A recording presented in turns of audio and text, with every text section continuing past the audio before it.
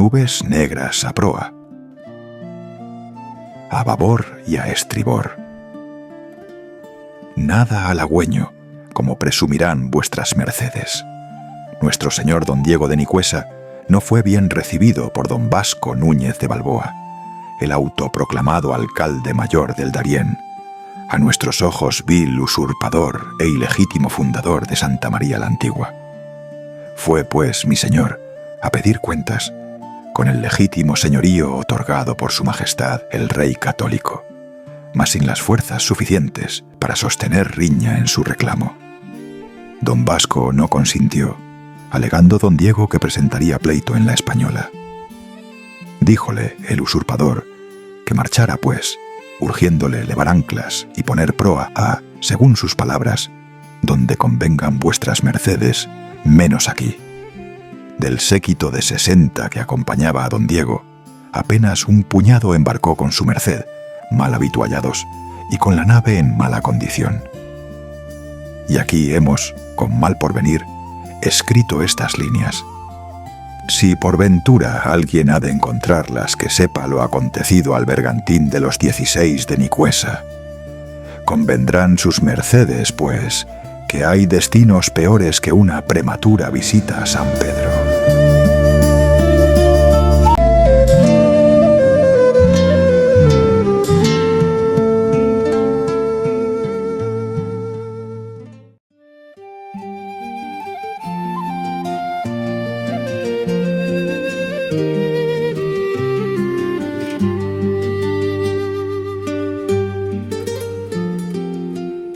Mas déjenme, señorías, que les cuente cómo empezó todo. Haya unos años, el 9 de junio del año 1508, mi señor don Diego, hidalgo culto y de saber estar, oriundo del reino de Jaén, fue nombrado gobernador de Veragua.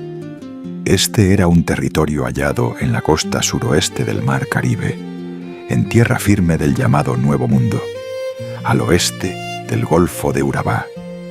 Lindaba al este con la gobernación del señor don Alonso de Ojeda, tierra bautizada como la Nueva Andalucía. Promovía su majestad el rey don Alfonso el establecimiento de castellanos en tierra firme.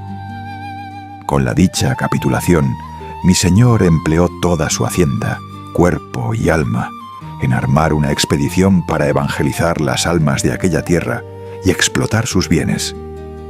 Ya barruntarán vuestras mercedes a lo que me refiero: oro, plata, perlas, tierras y, cuando no miraba su católica majestad, labor forzada.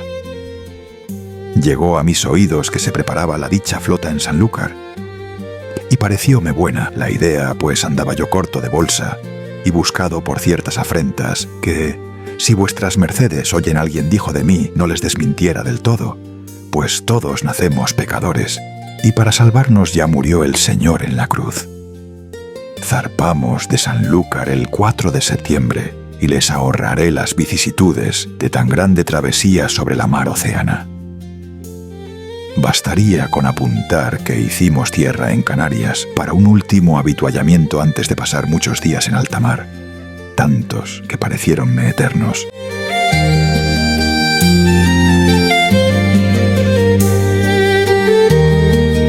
Hacía yo labor de gaviero en la nao capitana, la llamada Magdalena, que era muy marinera y abría camino llevada por la corriente del sur de las Canarias, vela a proa y viento en popa, corriendo cada día unas 7 u 8 leguas, acercándonos cada vez más a nuestro oscuro destino.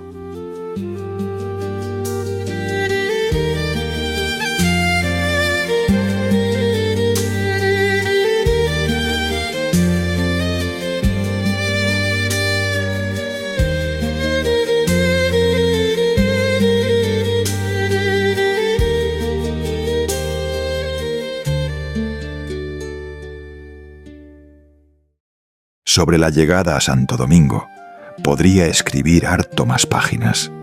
Tal fue la maravilla que en aquella tierra hallaron mis ojos. Imaginen vuestras mercedes, tras muchos y largos días en la mar, ver aparecer en el horizonte una costa verde y virgen, un vergel digno del libro sagrado del Génesis. Mas solamente fuere virgen en la apariencia y no en realidad, pues había ya mucho castellano en aquella isla. La encomienda funcionaba y se rompía la tierra para la siembra.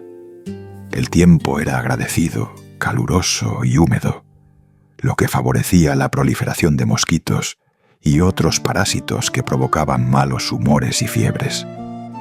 Nada más llegar, mi señor abrió recluta para fortalecer la expedición, y durante las siguientes semanas se alistaron aventureros y soldados, de los llamados conquistadores, algunos con caballos, perros de guerra, ballestas y arcabuces, y alguna culebrina, agua en abundancia y viandas para la travesía y el primer establecimiento en tierra firme.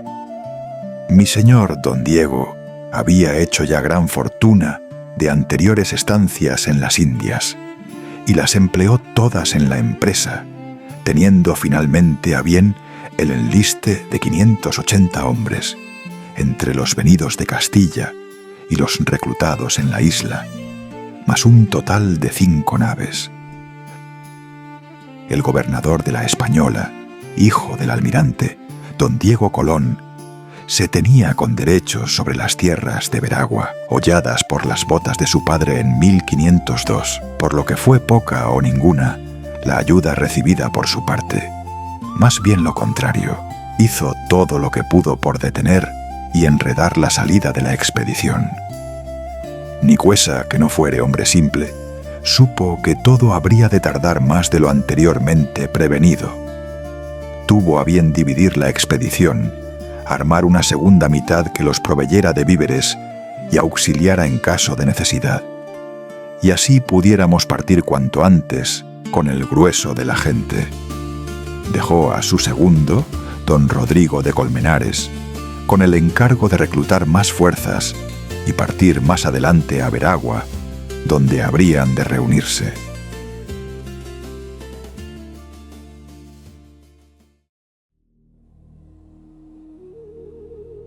El 20 de noviembre de 1509 partimos con el grueso de la expedición, la Magdalena a la cabeza, bordeando las islas del mar Caribe hacia tierra firme. En este punto he de decirles que don Diego se encontraba en una situación comprometida. Había empleado toda su hacienda en la dicha empresa, mas necesitaba retornar dineros cuanto antes para hacerla rentable.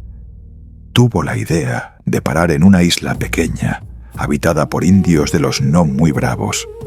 Ya sabrán vuestras mercedes con qué intenciones. Cualquier riqueza era bienvenida, en la forma que fuere: oro, plata, piedras brillantes o viandas. La dicha isla tenía por nombre natural Guanaxa, y los indios que la habitaban eran los misquitos.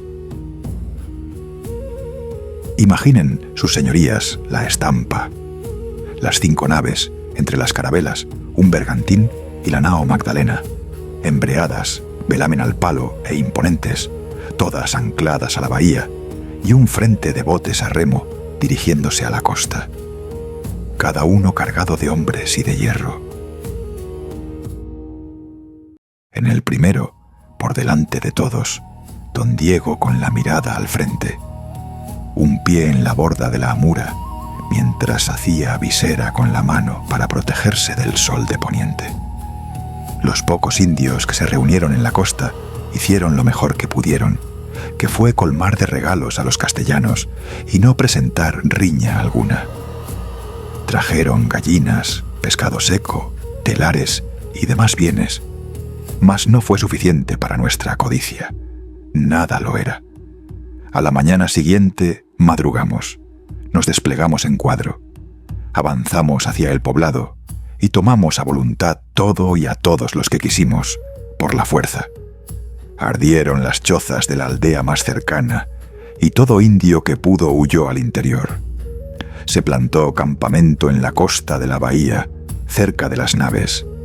Se desembarcaron perros y caballos y empezó la montería.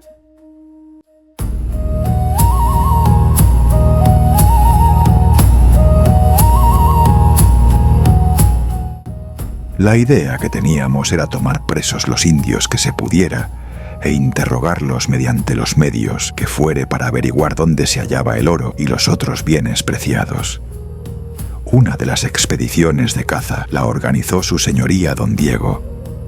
Él y otros 5 más irían montados a caballo. Otros 10 fuimos a pie, llevando con nosotros los perros, lebreles y alanos, para rastreo y hacer presa de los indios. Se dio buena mano y al atardecer retornamos con una gran recua de cautivos, hombres, mujeres y criaturas. Entiendan vuestras mercedes más con lo que dejo de escribir que con lo que aquí escribo, pues pasado el tiempo, y no me enorgullezco de mucho de lo que hicimos aquel maldito día. Algunos hombres, los más determinados a plantar cara a los castellanos, fueron aperreados y hechos pedazos delante de sus familias, para ablandar a los siguientes y que fueran más proclives a soltar la lengua.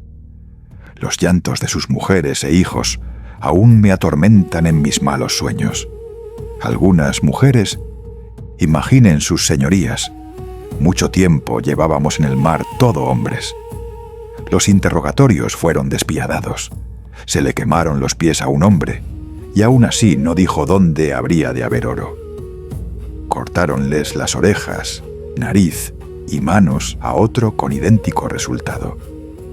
Mas terminó quedando claro que era verdad que allí no había oro ni perlas. Don Diego se negaba a dejar la isla vacío de manos, así que tuvo a bien llevarse cuantos esclavos pudo para cubrir parte de la inversión de la expedición. Dirían vuestras mercedes, y estarían en lo cierto, que ya prohibió su católica majestad, la reina Isabel, el trato de mano de obra forzada. Incluso tuvo a bien legarlo por escrito en su testamento antes de morir. Mas siempre hubo contrabando y comercio de mercancía prohibida, y más cuando se encontraban a un mundo de distancia de la hacienda real. He de decirles que inspiraba pena ver a los pobres desdichados marchando en grilletes a ser hacinados en la bodega de la Magdalena. Cada uno de los que allí fuimos sabrá cómo lidiar con aquello que hicimos en la dicha isla, mas les digo que ya éramos pecadores antes de salir de Sanlúcar.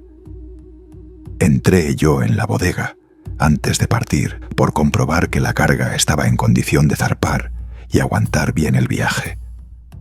Había un indio de mediana edad y semblante grave, posiblemente un antiguo jefe, que me habló como lanzando una invocación extraña, mientras hacía gestos extraños con la mano. Quedé igual que antes, sin prestarle excesiva atención, pero vi que tras de mí estaba Felipito, un indio bautizado que venía con la expedición desde Santo Domingo y hacía las veces de lengua. Tenía los ojos muy abiertos en una expresión terrible y la sangre había abandonado por completo su rostro. «¿Qué ha dicho el viejo, Felipe?», le pregunté. «¿Qué os aflige tanto?». «Mejor no sepa, señor. Mejor salir de aquí, dejar isla pronto». «Bueno, decidle al viejo que se calle», le urgí, «que no querrá que lo echemos de comer a los perros».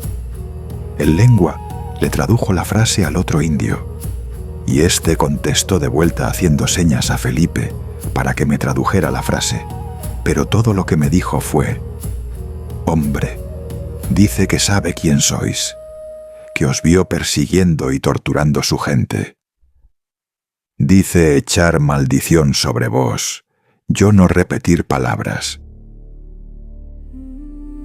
No le presté demasiada atención. No lo supe entonces, pero aquel día se había sellado nuestro negro destino.